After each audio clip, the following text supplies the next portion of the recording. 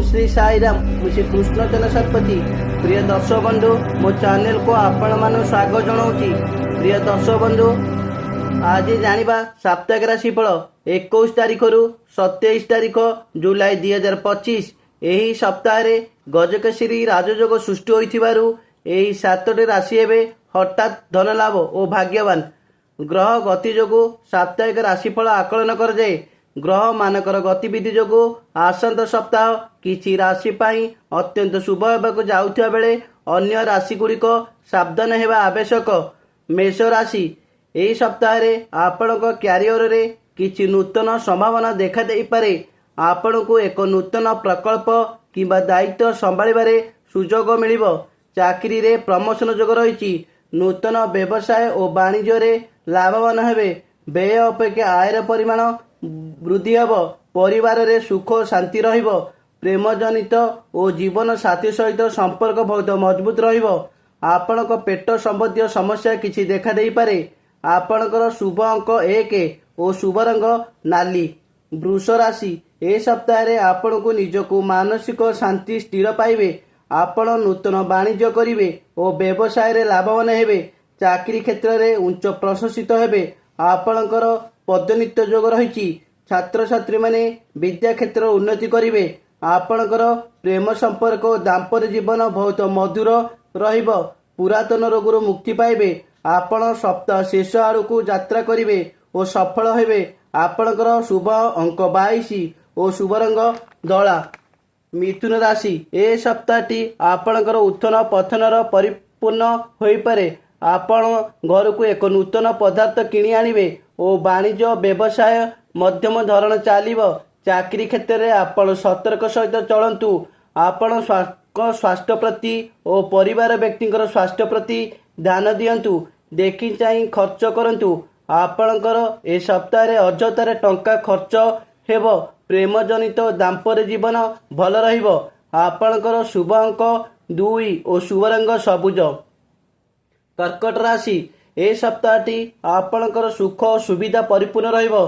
चाकरी और कर्म क्षेत्र रे उच्च प्रशंसित हेबे और आपणकु ए सप्ताह रे पदोन्नति पाइबे। आपण व्यवसाय वाणिज्य लाभवान हेबे। आयर परिमाण बढ़िबो। आपण परिवार सदस्य व्यक्ति किंबा निज पिला मानकर शुभ खबर मिलिबो। अविवाहित व्यक्ति को विवाह प्रस्ताव मिलिबो। प्रेम और दाम्पत्य जीवन अधिक अधिक मधुरता बढ़िबो। दूर यात्रा करी सफल हेबे। आपणकर स्वास्थ्य बहुत भल रहिबो। आपणकर शुभ अंक 18 और शुभ रंग धला। सिंह राशि ए सप्ताह रे आपणकु निज काम रे श्रृंखला बजाय रखिबाकु पड़िबो। आलस्य क्षतिर कारण होई पारे।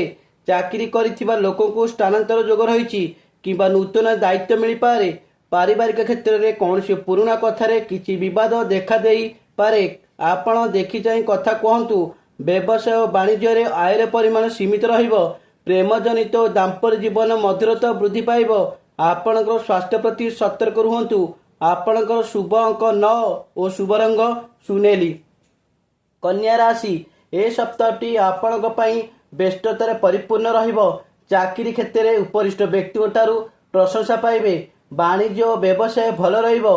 आयर परिमाण किछि मात्रा रे वृद्धि घटिबो। छात्र छात्री माने विद्या क्षेत्र रे उन्नति करिवे। आपणकर स्वास्थ्य ठीक रहिबो। प्रेम जनित दाम्पत्य जीवन रे मधुरता रहिबो। जे कोनसी पुराना मतभेद समाधान हेबो। घरे और समाज रे आपण प्रशंसित पाइबे। आपणकर शुभ अंक 4 शुभ रंग सबुज।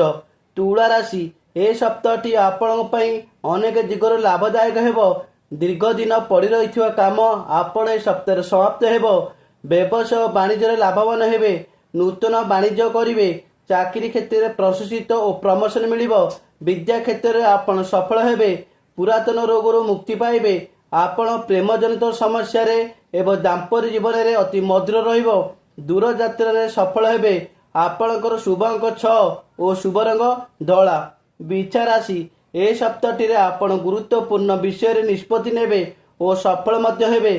कोर्ट कचेरी रे आपण विजयी हेबे। व्यवसाय और वाणिज्य रे लाभवान हेबे। आय बढ़िबो। चाकरी और कर्म क्षेत्र में उच्च प्रशंसित पदोन्नति मिलिबो। आपणकर स्वास्थ्य बहुत भल रहिबो। प्रेम जनित दाम्पत्य जीवन सुमधुर रहिबो। छात्र छात्री माने विद्या क्षेत्र में उन्नति करिवे। ଆପଣଙ୍କର ଶୁଭ ଅଙ୍କ 17 ଓ ଶୁଭ ରଙ୍ଗ ନାରଙ୍ଗୀ। ଧନୁ ରାଶି, ଏ ସପ୍ତାହଟି ଆପଣ କିଛି ନୂତନ ପ୍ରକଳ୍ପ ଆରମ୍ଭ କରିବେ ଓ ସଫଳ ମଧ୍ୟ ହେବେ। ବ୍ୟବସାୟ ଓ ବାଣିଜ୍ୟରେ ଲାଭବାନ ହେବେ ଓ ଆପଣଙ୍କର ଆୟର ପରିମାଣ ବୃଦ୍ଧି ହେବ। ଚାକିରି କ୍ଷେତ୍ରରେ ପଦୋନ୍ନତି ମିଳିବ ଓ ପ୍ରଶଂସିତ ହେବେ। ପ୍ରେମ ସମ୍ପର୍କରେ ମଧୁରତା ରହିବ। ଛାତ୍ରଛାତ୍ରୀମାନେ ନିଜର କଠିନ ପରିଶ୍ରମ ଯୋଗୁଁ ବିଦ୍ୟା କ୍ଷେତ୍ରରେ ସଫଳ ହେବେ। ଆପଣଙ୍କର ସ୍ୱାସ୍ଥ୍ୟ ବହୁତ ଭଲ ରହିବ। ପ୍ରେମ ସମ୍ପର୍କ ଦାମ୍ପତ୍ୟ ଜୀବନ ବହୁତ ଭଲ ରହିବ। ଆପଣଙ୍କର ଶୁଭ ଅଙ୍କ 3 ଓ ଶୁଭ ରଙ୍ଗ ହଳଦିଆ। ମକର ରାଶି, ଆପଣଙ୍କର ଏ ସପ୍ତାହର ଆରମ୍ଭ ଟିକେ ଧୀରେ ହୋଇପାରେ। କାମରେ ଧ୍ୟାନ ଦିଅନ୍ତୁ ଓ ଶୀଘ୍ର ନିଷ୍ପତ୍ତି ନିଅନ୍ତୁ ନାହିଁ। ବ୍ୟବସାୟ ଓ ବାଣିଜ୍ୟ ଆପଣଙ୍କର ସ୍ଥିର ରହିବ। ଆର୍ଥିକ ମାମଲାରେ ସତର୍କ ରୁହନ୍ତୁ। ଚାକିରି କ୍ଷେତ୍ରରେ ଦେଖି ଚାହିଁ ରହନ୍ତୁ। ଆପଣଙ୍କର ସ୍ୱାସ୍ଥ୍ୟ ଓ ପିତାମାତାଙ୍କ ସ୍ୱାସ୍ଥ୍ୟ ପ୍ରତି ଧ୍ୟାନ ଦିଅନ୍ତୁ। ପ୍ରେମ ଜୀବନ ଓ ଦାମ୍ପତ୍ୟ ଜୀବନରେ କିଛି ନୂତନତା ଆସିବ।